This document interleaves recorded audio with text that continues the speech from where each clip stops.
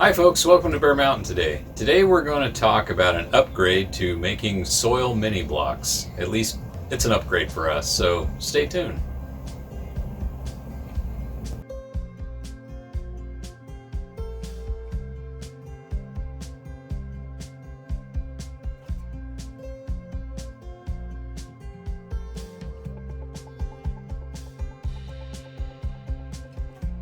On the farm here, we use soil mini blocks to start most of our flower seeds. And the reason we do that is because the mini blocks themselves are about equivalent to the size of what a 288 plug would look like. And they're 3/4 inch by 3/4 inch by 3/4 inch roughly, maybe a little smaller.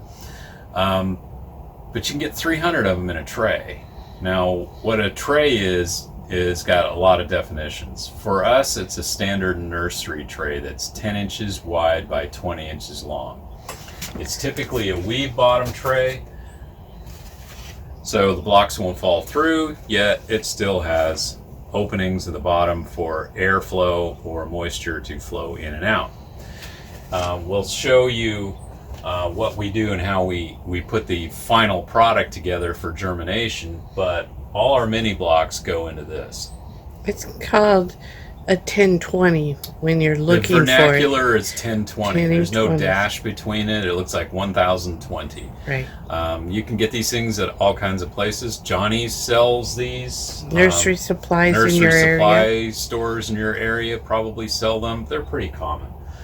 And they're fairly flexible too. So, but they have a bit of rigidity to them too, so that's pretty good.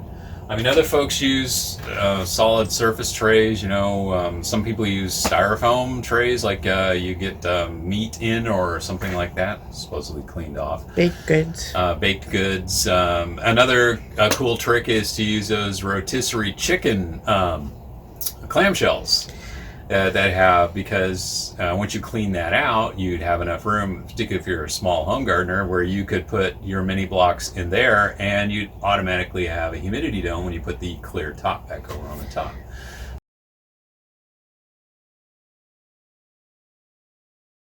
One of the other things we did in an earlier video was showed you how to make a mix if you didn't have access to a form of mix that would be fine enough for putting into small mini blocks. And we'll show a link to that video for that. But the whole idea behind making that mix was you didn't have access to something that would make it easier. We do have something that came up in the last year or two from our nursery supply place, where they began to carry a mix of already sifted peat moss, so all the oversized material was out of it, but it was combined with perlite, which was one of the big reasons why we were making our own mix, is because the only thing we could get a hold of had vermiculite in it, and it didn't make a decent enough block. So what we did is we now use as a base. This is a company that sells on the West Coast. It's called ProMix. I think you can get it in the East Coast too. This is their B grade, which is for plug, but it's made with perlite. So it's a really good base to start out with. When it says biofungicide on the side of it, that just simply means they put in some lactobacillus type organisms in it that are dormant, so that when you begin to wet it down, it will outcompete bad pathogens that might be doing things like damping off and things like that. It's not a chemical fungicide, it's basically a bacteria, which is fine. So what we do is we start with this as a base, and when we make up a mix, I'm typically doing trays. What would you say, like once a week? Yeah, roughly about 8 trays once a week or so. So that's somewhere there are like 2,000 to 3,000 mini blocks in a typical week when we're going, and it ramps up. But that's a nice thing. So what that means is it could be anywhere from 6, 7 trays to 10 trays at a time. We use this mixing tray. It's kind of old, a little bit beat up, but they still sell them at Johnny's, I guess, and others, and other places, and those work out really pretty well. to just do enough to make at a time probably 2 to 3 trays. So we use a scientific mixing equipment here, Folgers coffee can. And what I'll do is I put a few extra additives in here, similar to what I did with the soil mix when I was making it myself. But I'll start out and we'll put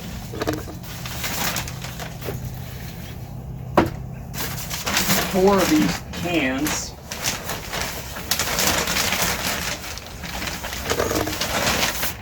in the tray and do a pre-mix on it.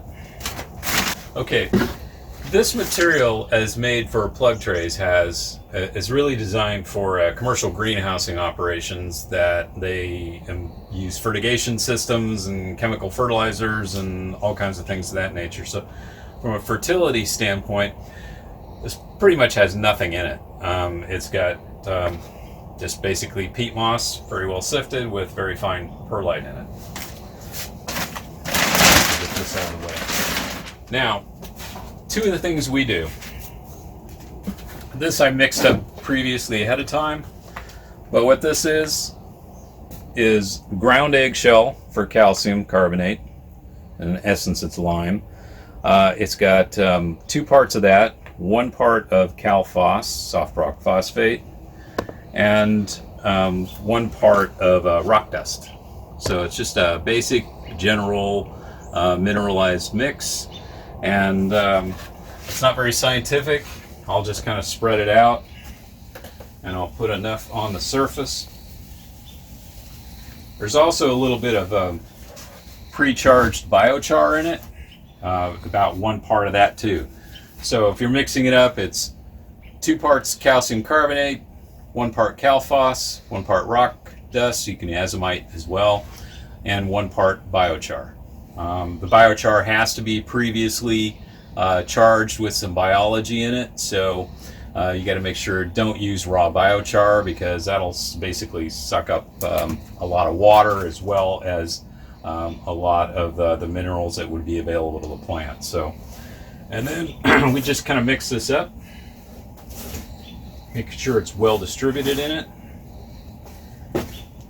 Now, if you can only find well sifted peat moss, you know, say that you got that and you didn't have to do it, but you could find the peat moss and you can find the perlite, what this is roughly a 50-50 mix. Maybe a little less on the perlite, maybe 40%, 60-40. But basically, you can make that part yourself too as well. But it's nice because it's already in the bag, it's already taken care of, and it makes it relatively fast. So once we just kind of make sure that this rock dust and all the calcium carbonate and stuff is in here, this just gives a little extra availability to the starting out plants.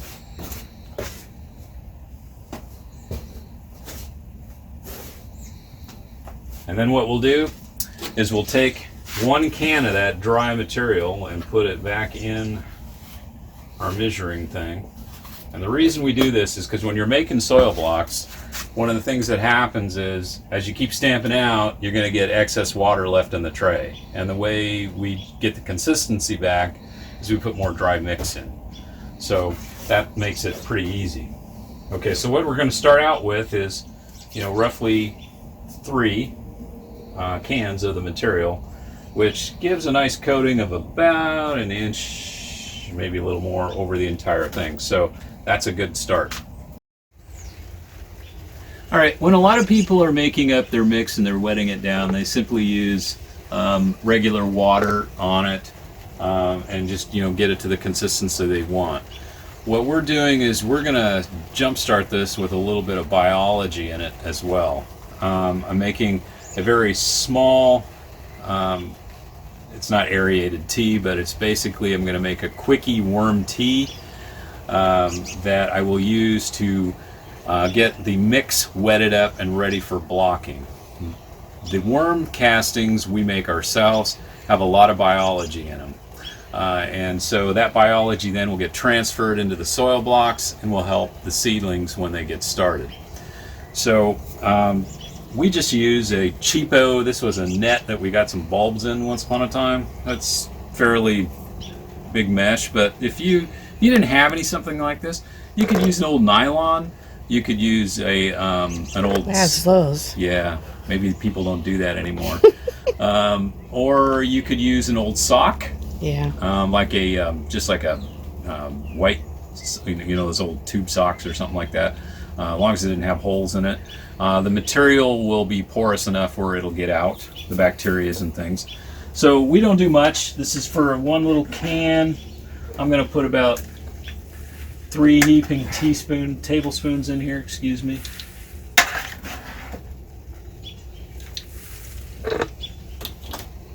I dumped a bit of it on the ground. I'm just going to kind of tie it off a little bit.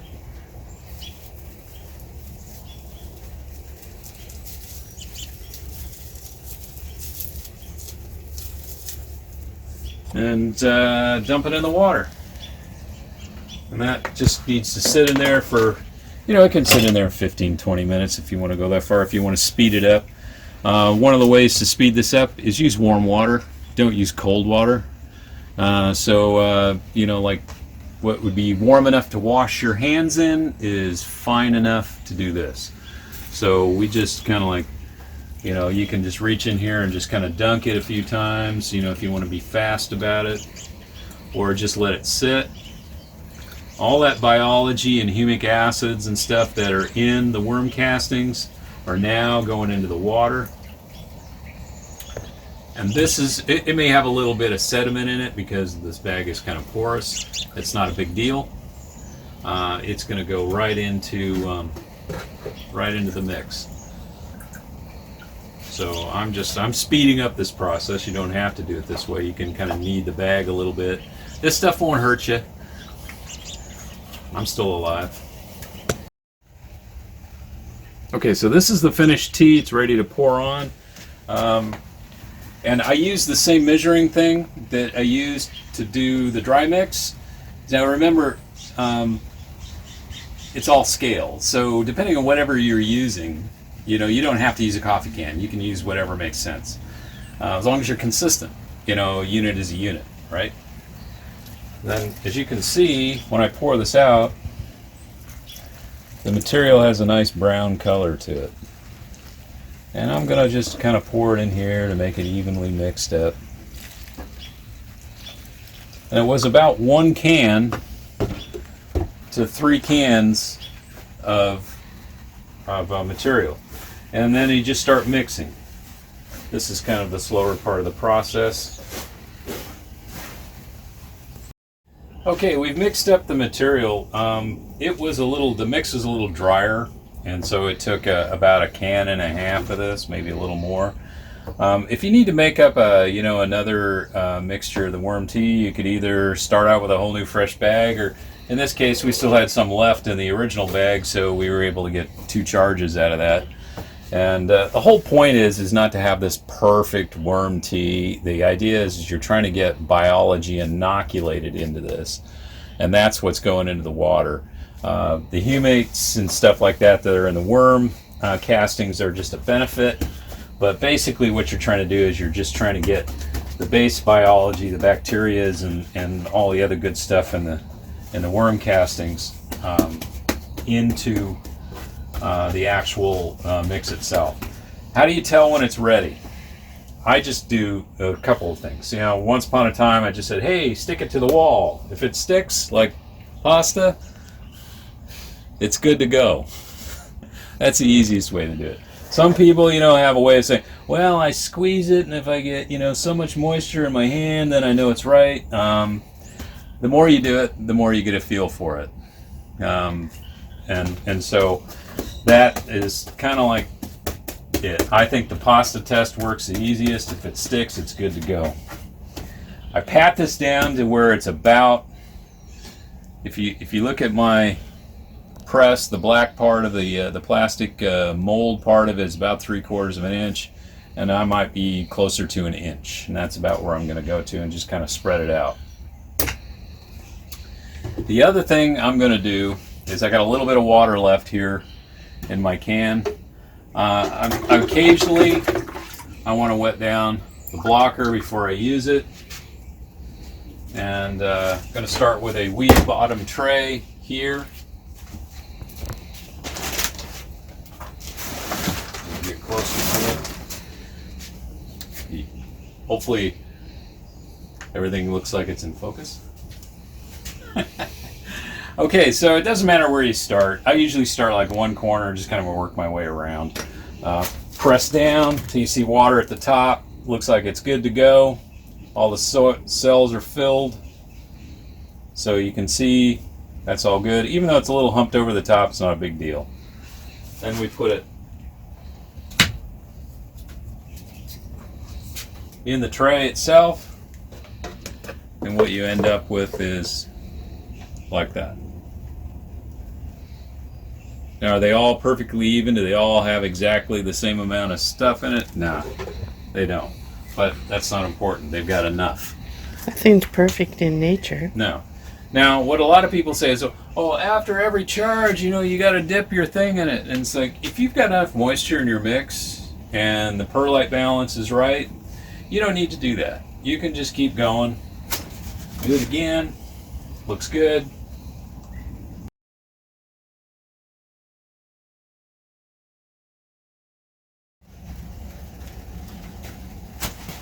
So anyway, the basics of it, we kind of move things around here so it's a little bit easier to see.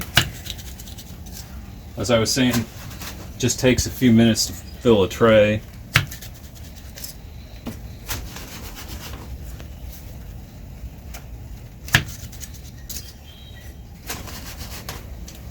How long does it take you to do 6, 7 trays?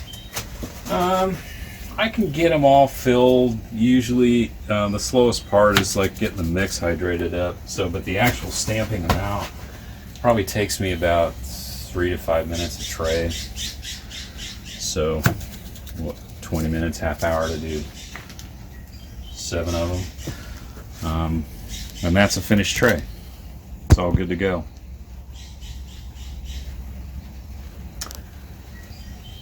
So then, the mix itself now has a little bit of water in it. I punched a bunch of holes all over the place. I'll just put my blocker back in the water. I just kind of redo it back up just to see if my moisture level's right. If I need to add any extra dry material. It's a little dry, or a little wet I should say, so I'll just put a little bit more in. Sometimes it takes very little for it to get back to the right consistency. And then we just keep going this way, filling tray after tray until we need to do another recharge. Now, if you're doing a lot of blocks, say like you got a day and you say, I'm going to do 20,000 of these things, right? Definitely scale it up. Use a cement mixer to do your pre-mix, so you'd have all your dry mix ready to go. Instead of using a tray like this, you might want to use, these are called large mixing tubs, or the mortar trays they use. You can get them at Home Depot or something like that. You can put a lot of material in here at a time, and you could maybe even have 2 people stamping on it. So you can get, there's a lot of things you can do to scale up efficiencies.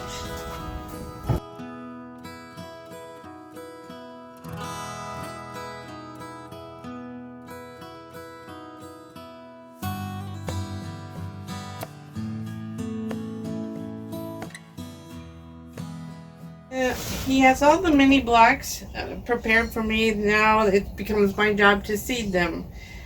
So I have 300 mini blocks here that I'm going to seed with stock. And so my preparation for that is they're going to go into our house in a cool basement. So I need a nice solid tray so that I have no water or leaking on it, and that they will stay nice and moist. These, of all the things that we use in terms of the 1020s, these are the most fragile. And if you've had any experience with them, they always bust on the corners underneath. They crack because they get bumped or you know, over time they just get weak there. But what we found is this tray right here is very rigid, and it's like a protected armor.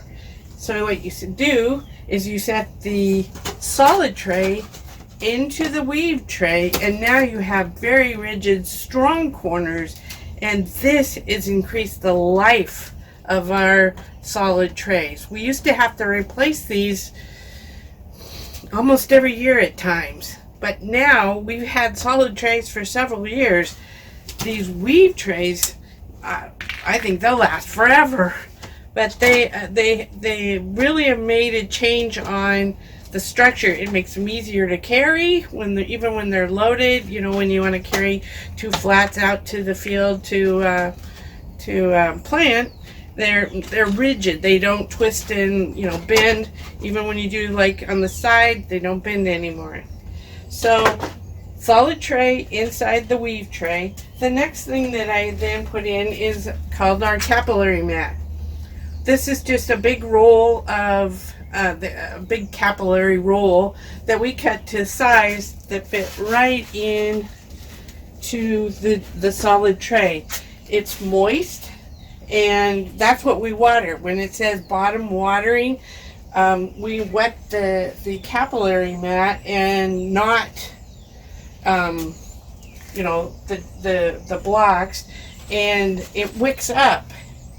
And so that's the next thing that you put in. And then once these are seated, they sit on the capillary mat, and it has the ability to wick up and keep these all moist. They're all seated now. I got a label in here that would say what I've sewn. And the last thing that we do is we put a humidity dome over it.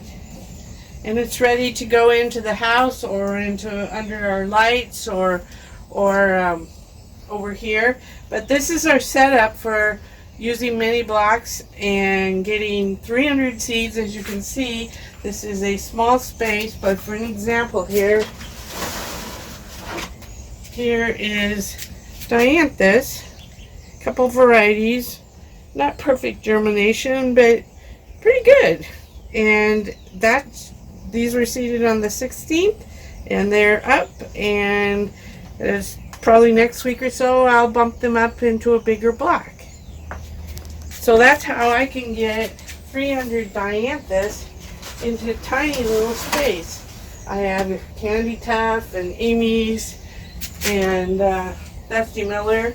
So mini blocks are a huge bonus when you don't have a lot of space. This is a very small greenhouse, and we have a plant stand inside that holds 12 trays. That's it.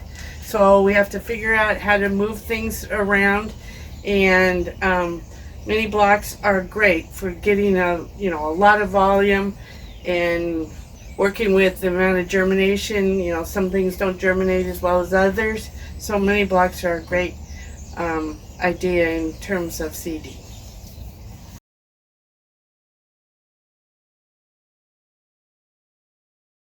Okay, so thank you for watching today. Hope that you become a subscriber if you haven't. Leave questions and comments down below. Hit the like button, and we'll see you next time when we come up with another idea on what we're doing out in the greenhouse. And have a good day.